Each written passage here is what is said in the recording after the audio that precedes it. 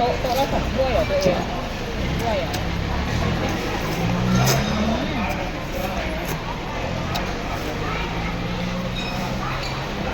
ถ้วยเขาอร่อยนะ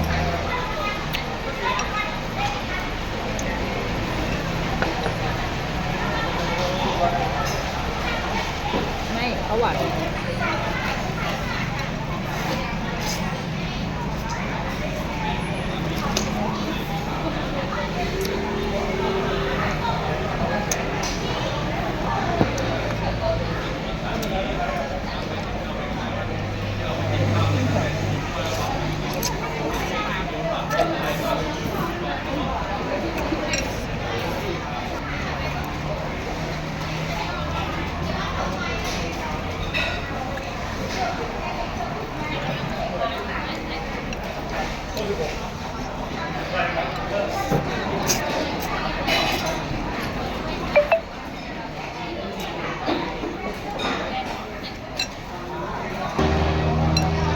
ถ้าถอดหมายเลขนั้นออกกูก็ต้องลบลายใหม่กูก็ต้องสร้าง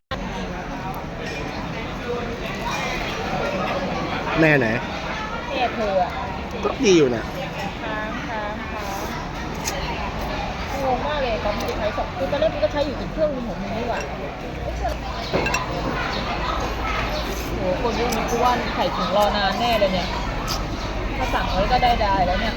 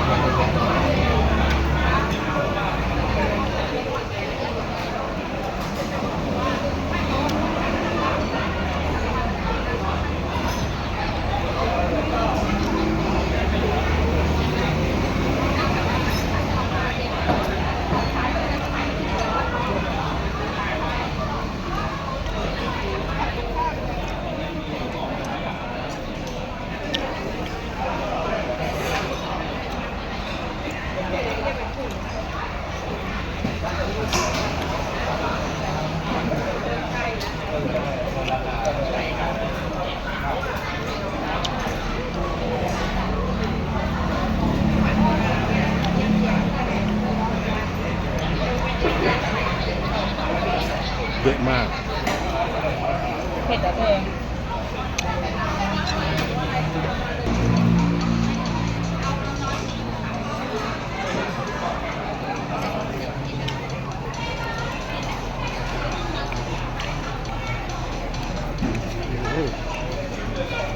เนื้อเยอะมากไม่คือเวลาเธอไปแล้วเธอ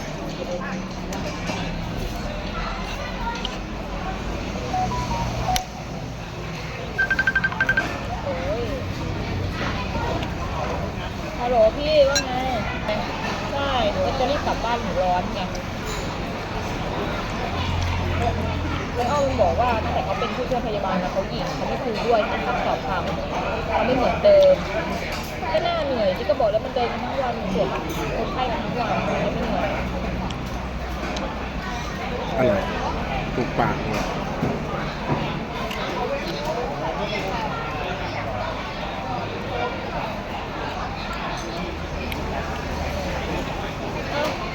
เขาทักมาหาพี่เองเลยเหรอเขาไม่ใช่ว่าพี่ทักมาหาเขาเหรอเดือดร้อนแต่ว่าจะหาทำเลขายของก็เลยทักหาเราแค่นั้นก็ไปทักหาเราหรอก